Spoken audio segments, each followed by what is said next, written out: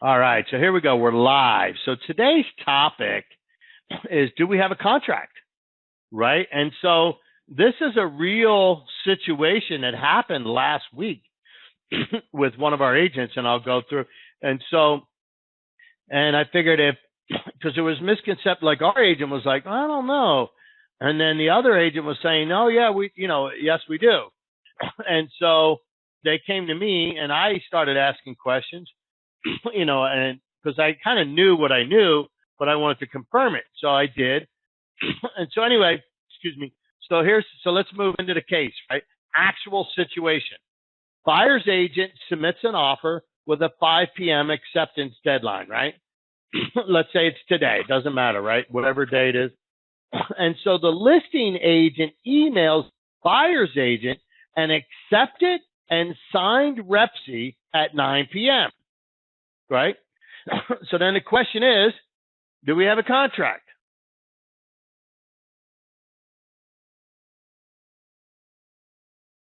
Okay, this is an interaction if you like. Well, it depends. Doesn't it depend on whether it was signed before 5 and the agent communicated that to the other agent before 5? Right. So the sign before 5 is very important, because if you can't accept it without a signature, right? And so there was no communication. Right. That's the key word. So let's go into what the REPSI says, right? So the first paragraph is section 18, which talks about notices, but it says, except as provided in section 23, comma, all notices required under the REPSI must be A, in writing, B, signed by the buyer or seller giving notice, and received by the buyer or seller or the respective agent, right? So that's 18. So what it's saying is, except section 23, everything else must be in writing. Now, let's look at what section 23 says, because that's critical, right? So section 23 says an acceptance. An acceptance occurs only, that's a key word there, only when all of the following have occurred, right? So that's so that phrase right there, acceptance occurs only when all of the following have occurred. And all is another key word, right?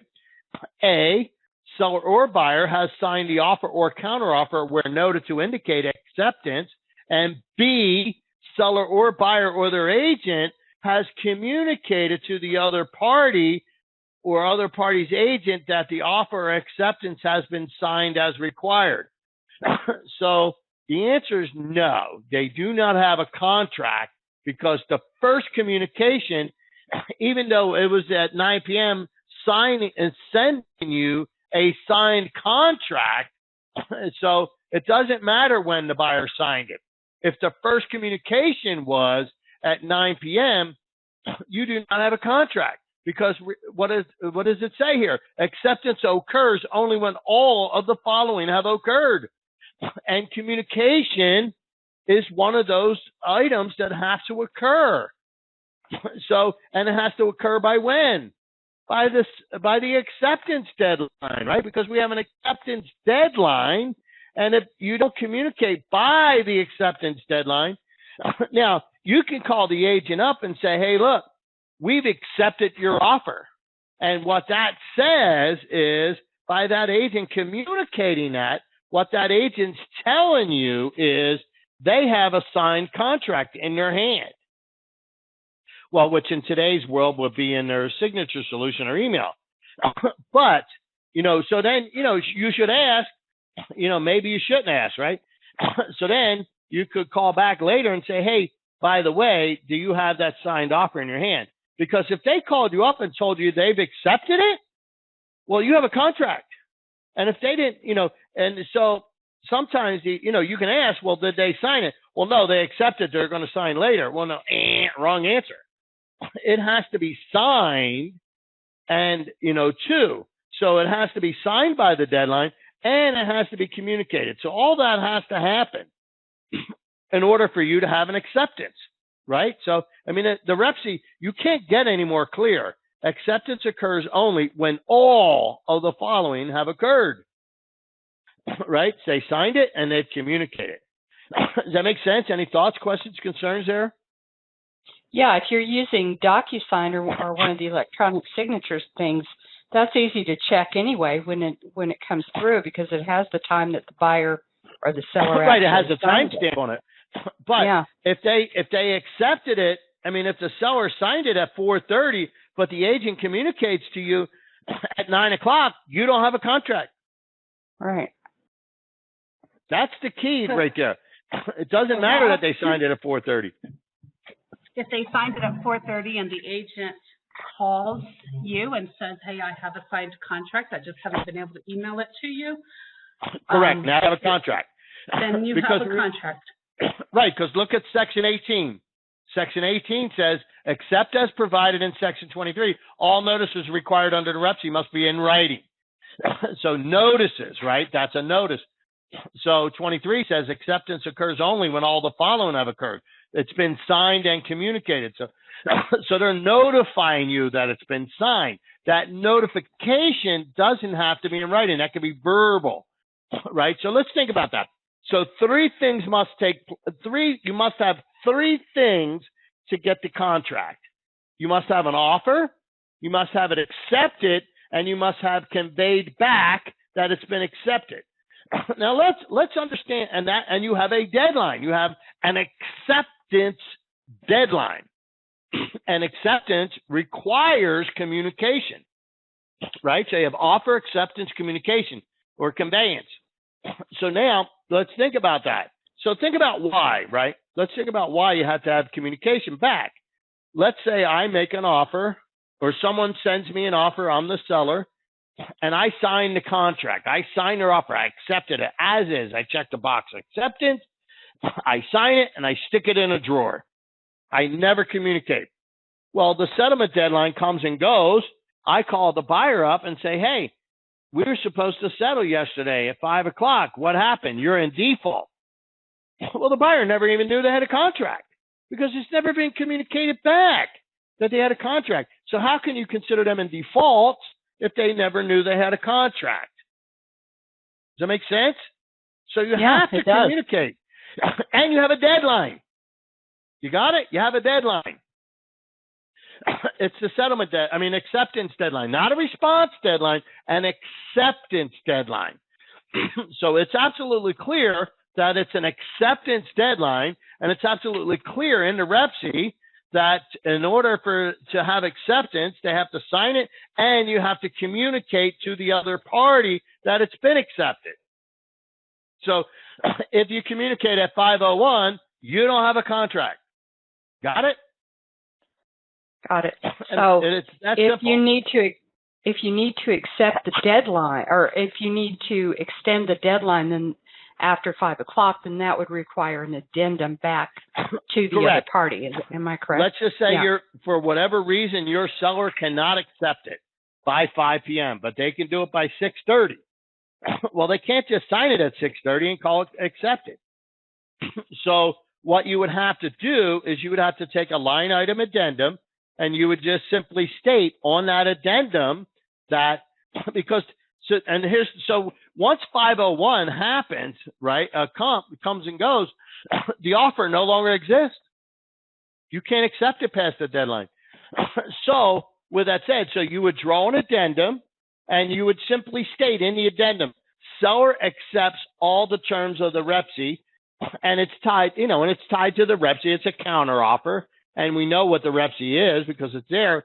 But then you have a new time of acceptance deadline on the addendum, and then let's say you give the buyer till the following day to sign the addendum, and they accept it inside the acceptance deadline. You now have a contract. Okay, so you can counter past the acceptance deadline. You just cannot accept it. So you wouldn't have to use language in that addendum that seller extends the deadline to. You don't have to. However, it wouldn't hurt. So in other words, you could say buyer and seller agree the time of acceptance has lapsed. By signing this addendum will constitute a contract. You could do something like that. Oh, okay. But really all you need is the seller accepts the terms as is, and then you add an acceptance deadline to the addendum, you're good. So somebody's got a question. Go ahead. Yeah, I have a question. Let's say you had a previous acceptance, but then through your due diligence, the buyer's due diligence, the buyer has concerns of maybe a septic tank or something other. So they put in a counter offer. Well, it's not a counter. It's because you're already under contract. An addendum. Okay. So they put in an addendum. If that seller decides to not accept the addendum, does that make the whole contract void and null? Or is it still in it? No. So you have a due diligence deadline, and that's a great question, because if you send me, I'm the seller, you're the buyer, and you have an inspection objection, and you send me an objection in an addendum, and then let's say the deadline is today at 5 p.m. and the this due diligence deadline is today at 5 p.m. You send me an addendum yesterday saying we would like the seller to fix, or we'd like the seller to extend the due diligence deadline, either or, and you gave me till 5 p.m. today, which is the same as the due diligence deadline, and I did not sign your addendum or I rejected it, then and 5 p.m. comes and goes, the contract's still in play, and you no longer have a due diligence deadline. So if the seller will not take care of the issue, and then the buyer says, okay, if you're not going to get this thing inspected and ensure that it is no problems with it, then I would like a discount on the price. Right. Is that becoming another counter, or is that still an addendum? Is that something that if the seller rejects, that they can still void the entire contract, or they're still... Well, the contract hasn't been voided. Okay. See, the contract says you have until the due diligence deadline to resolve in writing the issue. If you haven't resolved it, then you forfeited your due diligence deadline. It's come and gone. Unless you cancel. Right. Unless you cancel. So what you'd have to put in an addendum is seller to extend the deadline, or seller to make such repair, or whatever term you want them. And then you would put a second paragraph that says, if seller does not accept this by 5 p.m. on blank date, this shall serve as a notice of cancel. Okay. That's the only way you can protect, because if I ignore, even though you gave me a time of acceptance deadline to match your due diligence deadline, my silence means your due diligence deadline is now gone. Okay, but by putting that clause in there. So start over. Somebody was asking a question. I'm sorry. Go ahead, Vonda. No, go Deb. Go ahead. I was just going to say, so if they are silent on this and don't accept or reject it, yeah, if the seller doesn't do anything on it, then even though it says it's a cancel, I guess because the seller doesn't have to sign that for it to be a notice of cancellation, right? Correct. A notice is one-way communication. Right. Yeah. Where an agreement is bilateral. Both parties agree. So by doing both of those together, you are asking for the revision of the contract, and if that doesn't serve, then it's also a notice of cancellation. So correct. It's killing That's how you two birds protect with the buyer's one money. stone. Right. Mm-hmm. Right. Yes. Okay. So that's how you handle the due diligence. And we weren't going to cover that. I'm glad you brought it up. So somebody said, what happens when the buyer does not accept the terms of the counteroffer, or time the other agent disregards the timestamp, accepts the late offer? Well, that was the whole beginning of the conversation.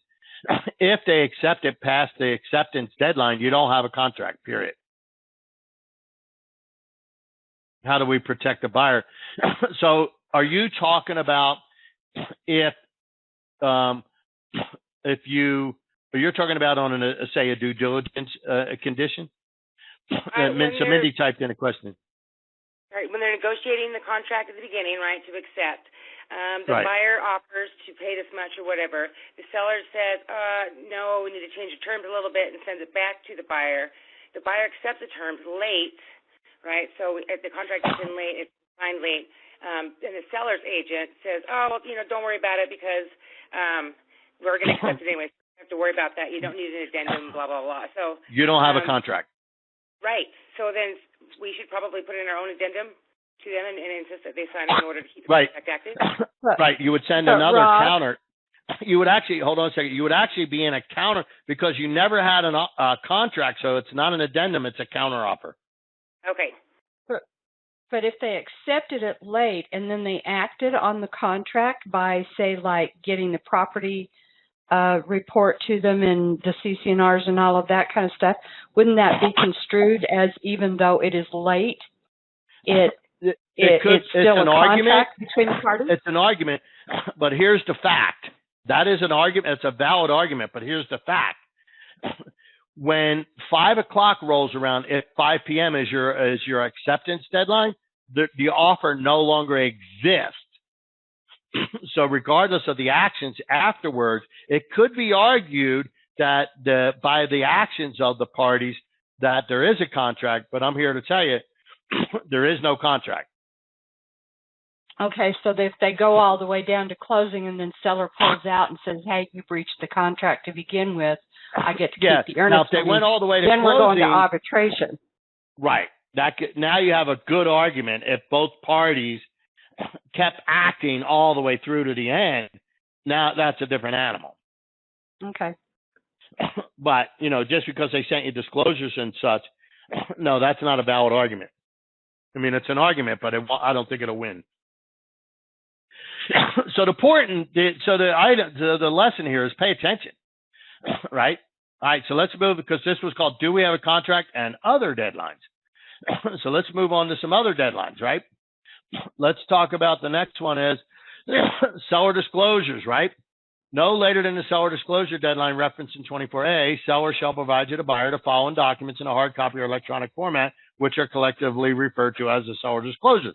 And there's a whole list of them, right? So let's say you have a condominium, you list a condominium, you receive a full price cash offer on your condo listing with $10,000 in earnest money. Okay? $10,000. Seller's disclosure deadline, 3 days. Due diligence deadline, 4 days. Finance and appraisal deadline is waived. Settlement deadline, 7 days. You're like, man, you're just excited. You run to your seller, you get this thing signed as fast as possible, right? Now, here's the problem. What if on day 4, because remember, this is a condominium, part of your seller disclosures is you got to have the CC&Rs, you got to have the minutes, you got to have the budget, you got to have all this information from the condominium as part of your seller disclosure deadline as a listing agent, or actually as the seller, right? But you sign this, you got a 3-day seller disclosure deadline. And this whole exercise is to get you to pay attention to the seller disclosure deadline. Well, day 4, you don't have all the seller disclosures yet because you're waiting for the condominium to give them to you. Well, day 4, buyer says you're in default. You owe me $10,000 because that was an amount equal to the earnest money. Got it? See what happened? Yeah. Yeah. Because you're not paying attention to that seller disclosure. That's probably the most ignored deadline in our industry, or at least in our marketplace. Because on day 4, and here's the irony of it is, if the buyer called default by 4 p.m. on day 4, the buyer didn't even have to put up the earnest money. Because the earnest, you get that? Whoa. You get that? Because the earnest money's not due until 5 p.m. on day 4. And it's not even has to be deposited. They have to turn it in to the agent. So they don't even have to collect the earnest money yet. And you're in default. Your seller could owe the buyer $10,000 in liquidated damages as one of the remedies in the REPSI. Because the 3 remedies are, the buyer can sue the seller for performance, right? Or the buyer could just accept and move on, or the buyer can accept from the seller an amount equal to the earnest money as liquidated damages. Now, they call that double earnest money because the reason why they call it double is because the buyer's entitled to their earnest money back. But in this, they haven't even put it up yet. So I just want you to, now this is an over-dramatized example, but very, very possible. Hey, I've seen things like that have been that close. Right. Well, and you got to, because you're so excited about the cash offer, close in 7 days, no, blah, blah, blah, and they got $10,000 earnest money. You're like, what could go wrong? Well, you could just cost your seller $10,000. That's what could go wrong. Well, in this situation, any other thoughts? Sorry, go ahead. When this happens, do you think that it's arguable to go in and mediate and see if you can't negotiate a better circumstance in the $10,000 earnest money? Because to me, if you was doing that, it was really just your money, right? It's a scam. Right. Yeah, you can always argue. Okay, and then this thing you can always argue, but I'm trying to dramatize a point of how important it is to pay attention to deadlines. That's the purpose of this, not to litigate it in court. Does that make sense? Yeah, I think. Yes, it does. Mindy? Okay. Yes. Well, Vonda asked the question, why would the seller be liable to paying $10,000 never received? Well, the seller doesn't have to receive the earnest, because the seller doesn't receive any earnest money until it closes, right?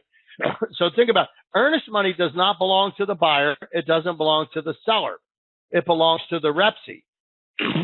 So the fact that the buyer, under the contract, the buyer wasn't required to turn it in yet, but that does not negate the seller in default, because the liquidated damages. So when you look at the default clause of the REPC, it doesn't mention that the buyer had to turn the money in yet. In other words, it just says if the seller defaults, then the buyer is entitled to an amount equal to the earnest money. It doesn't say they get their earnest money back if it had been deposited, but in this case it hasn't been deposited yet, so they don't get it back. But they're entitled to an amount equal to the earnest money as liquidated damages. Liquidated damages simply means an out-of-court settlement. You've settled. You can't sue them for any other items. So does that answer your question, Vonda? Just because they didn't turn it in yet doesn't mean the seller didn't default. Okay. And it doesn't mean the buyer no longer has the remedies under the default clause. Okay, so if I am the seller, and I'm the listing agent, and we're doing a condo and it has a bunch of CC&Rs and everything. Yeah, all the information, right? Sorry? Yeah, all the documents, right? Can I collect most of that information when we put it on the market, and then just get the the updated meeting notes and stuff? Right. You absolutely should. Not can, better. Okay. So soon as you list a contract, and there's even a document in the MLS that it's I forget what it's called. It has to do with HOA. Let me look it up real quick. It's pretty slick. I'll pull it on the screen. Let's see, HOA. Oh yeah, it gently reminds them. It gently reminds them that they're required under law to provide that. Right. So here's the form. So let me share the screen with you right on the form. So this is called Request to Homeowner Community Association for Documentation. It's not an addendum. It's so the homeowners, you put in the homeowner association, the seller's name of seller's authorized realtor, address, seller's phone number, seller's email address. So this goes on to lay out the law. Utah Code section blah, blah, blah are the relevant sections of this one and this one are the relevant sections addressing the association's obligations to produce requested documents to seller or seller's realtor upon written notice, written request. This is a law, written request for association documents. So you submit this to the association, and this is letting them know, hey, if you don't give us this stuff in 5 days, you're a violation of the law. Now, that doesn't mean that they can't charge for it. It just means that they have to provide it. Right. Well, they're not allowed to charge. What they're allowed to charge for is hard copies. In other words, if they have to make a copy, it says in there further on, no more than 10 cents per page and $15 an hour. So in other words, because what these associations or management companies were doing was charging people $200. And then sellers are like, why do I get to give you, my management company, $200 to give me the documents that are our governing documents? Yeah. Most of them anymore have them on a website anyway, too. So it's a lot easier to get them. Right.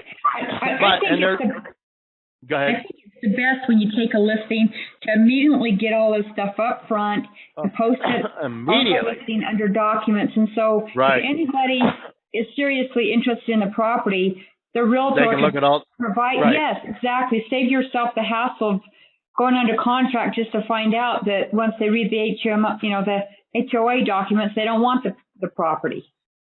Right. The last condo I listed, which I don't do many transactions anymore, that's exactly what I did because my seller had about 3 weeks to get ready. So we spent 3 weeks. Now the good news was he was a soldier being deployed. So, and he was a young guy. So, and I just said, look, here, at the end of the meeting, I go, okay, here's what I need you to do. Right. And then at the end, I said, do you understand your orders? See, when you say that to a young soldier, they're like, yes, sir, I understand my orders. And they go carry them out. They don't ask questions. Love that about young soldiers and young vets, You just tell them, I just gave you orders. Now they go carry them out. So he did. He went and got all that information prior to, and then we posted all those under the documents in the MLS. So we had everything up there, seller disclosures, the preliminary title report. We had the HOA documents, the budgets, all that information was online. So, we were compliant the moment you looked at the property. Well, I think a lot of people don't know what the transfer fee is going to be, and they're pretty shocked when they find out, like Traverse Mountain, their expense that is. And some people, that mixes the deal. Right. If they have a hefty transfer fee, right. And the buyers, it could kill the deal. So but this is, go ahead. They don't have any limit on what they can charge for the transfer fees? Or guys? No, not really. No. But that's the association that's doing it. So it is the homeowners that are saying that. I thought there was a law now that they could only charge up to 0.5% of the sales price. I don't know that that's a fact or not. You'd have to look it up. Yeah.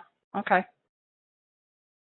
So, because there's a difference between a transfer fee and there was another deed tax, they were calling it, where it actually went back to the original developer. Fee. Right. And the REPSI's clear, and they call it, transfer reinvestment. They go through a whole smear. Anything, they call it a transfer, are collectively referred to, or the other are collectively referred to as a transfer fee. Got it? Oh, okay. All right. Yeah. We got one more. So, and the whole purpose of this exercise was, again, to dramatize the importance that you got to pay attention to these deadlines. These are not suggestions. They're deadlines. Got it? All right, next one. And this is section 8.3B1 or 3BI, right? This is the section where this is the due diligence deadline, right? Buyer's right to cancel. 8.3BI. Buyer's right to cancel before the financing and appraisal deadline, right? So before the finance deadline and after, right? So what this is saying is before the finance deadline. If buyer in buyer's sole discretion is not satisfied with the terms and conditions of the loan, buyer may, upon after due diligence deadline, right? After due diligence, referenced in section 24B, if applicable, cancel the REPSI by providing written notice to seller. So what I'm saying, if you don't like the terms of your loan and your finance appraisal deadline hasn't come yet, you can just cancel the contract willy-nilly, right? If buyer in buyer's sole discretion, that's the key language, right? Doesn't like the terms of the loan, terms and conditions, they can cancel, right? If applicable, cancel the REPSI by providing written notice to seller no later than finance appraisal deadline section in section 24. Whereupon blank, so this is a blank line. So you can fill this in. You could put 0 of the buyer's earnest money deposit shall be released to seller. If it says 0, then there's no consequence. A buyer can go all the way to the finance appraisal deadline and cancel with no consequence.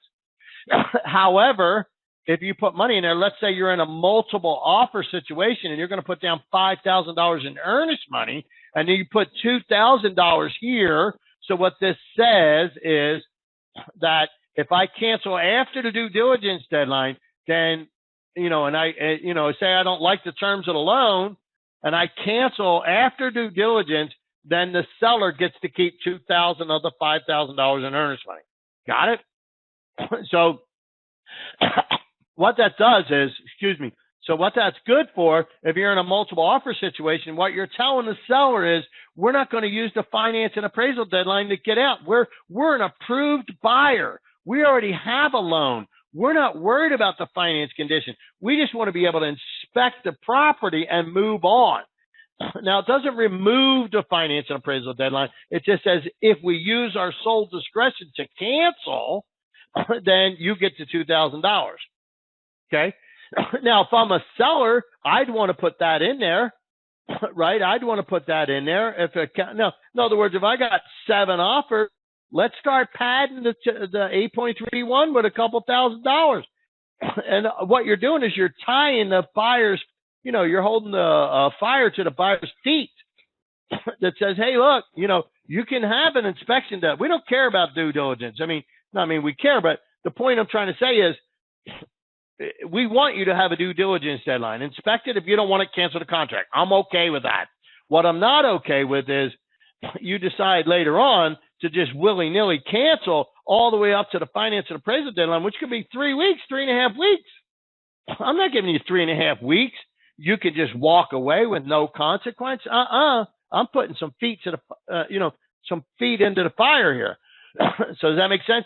So the other thing I have to talk about on this one, now this does not, even though it says the right to cancel before, and then, but if it doesn't appraise, right? Think about that. If it doesn't appraise, then the buyer can still cancel the contract and get all of their earnest money back as long as they did it inside the finance and appraisal deadline. This clause is only if the buyer doesn't like the terms, if they don't like the terms and conditions and decide to cancel. So if the appraisal comes back, sure, because that's a separate clause, and there's nothing in either clause that says that there's nothing in here that says if it doesn't appraise, we keep your money. Because the appraisal clause is separate, and it clearly states that if it doesn't appraise by this date, you get your earnest money, and you cancel, you get your earnest money back. So this one here doesn't trump out the appraisal deadline. So, make sense? Yeah, it does. Because right. That was going to be my question, because I wasn't reading further down the rep sheet. Right. Well, it's actually prior to. It's actually in section 8.2. So, little side tip here, little rabbit trail. Agents. So, if you're dressing up, if you want to make your offer look stronger, waive the appraisal condition. Just put in an addendum. This is not subject to an appraisal. Right? Now you're thinking to yourself, okay, now I've exposed my buyer. Well, not necessarily. Because if you didn't waive the finance and appraisal deadline and you put $0 in section 8.3B1, you could just cancel willy-nilly. You don't even have to close for the appraisal. So you can make your offer look stronger, especially when you're increasing the price and you're pushing values. You could just say, hey, look, no appraisal deadline, remove it. And then, but you didn't remove the finance and appraisal condition, or you removed the appraisal condition, but not the finance condition. And the finance condition just says buyer and buyer's sole discretion, doesn't like the terms of the loan, they can cancel. So you can make your offer look stronger without exposing your client. Make sense? That's an interesting thought. I hadn't thought of that, doing that way. Because really, the conditions of the loan, if it doesn't appraise, is that the buyer's going to have to come up with the extra money. So that's a so the buyer doesn't like the terms of the loan, right? And they can cancel. Yeah. But just because they waive the contingent to appraisal doesn't mean that they can't go get an appraisal. They have to anyway for the loan. Right. All it means is they can't. In other words, if it doesn't appraise, then it's really a smoke and mirror. It's actually almost like a trick question. Right. Just because the buyer waived a condition, the lender is still going to order an appraisal, and it still must appraise for the lender to give the loan. So if it doesn't appraise, then the terms of the loan are going to be the buyer has to bring more money to the table. That's going to be the terms of the loan. The buyer says, I don't like the terms of the loan. I can cancel. Got it? Yep, that makes sense. Does that answer your question, Laura? Oh, yeah. I mean, totally agree with you. Totally agree. But it's a real nice way to make your offer appear to be stronger than everybody else's. Yeah, because most agents are going to look at that and go, oh, wow, they're not even asking for an appraisal. Right. But yeah, exactly. they are, but that's the way they're going to look at it. You're going to have to separate that out, though, on an addendum on your offer, your counter offer, on your offer, because isn't a subject to appraisal and financing one date? Yeah, but that has nothing. Why would you have to separate it? Well, because it's you want it subject to financing, but not subject to appraisal. So you need to separate that out, which means you're going to have to specify that. Yeah, Rob lost us.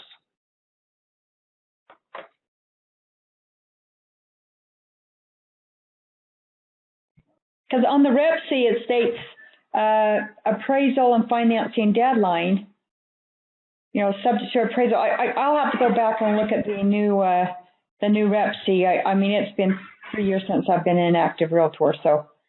Financing, sorry, the appraisal is a checkbox on the Rep C. It's not an actual deadline or anything. Okay. And then you asked about the deadline. Well, the condition is. You check the finance condition is a checkbox, but the deadline, they just kind of grouped them together, so it really doesn't hold any sway because you can still have a financing deadline without an appraisal deadline. That